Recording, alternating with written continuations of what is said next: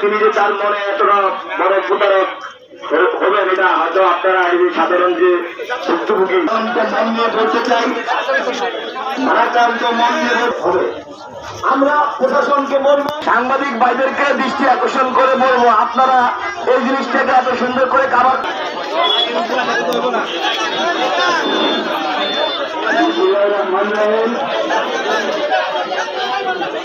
আমি অন্তত আমার মত থেকে আমি চলে আসছে।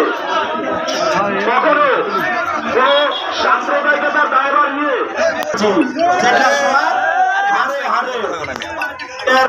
সেখানে আমাদের খুঁজে বের করে ডাকতে হবে, সকল ব্যবসা প্রতিষ্ঠান বন্ধ রাখতে হবে,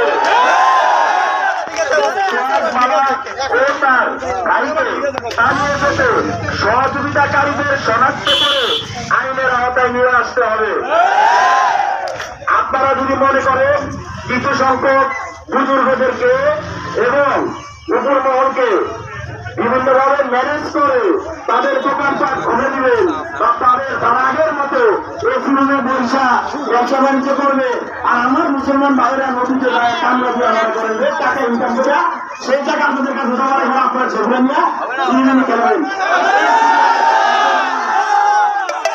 সেই দিন শেষ।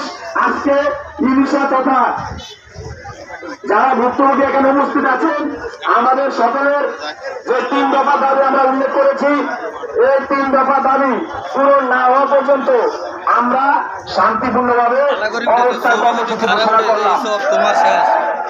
তবে আপনাদের কাছে একটা অনুরোধ, কারণ প্ররোচনার পরেও সরে যাবেন না। এখন আমরা শান্তিপূর্ণ অবস্থান কর্মসূচির পর আমাদের কাছে একটা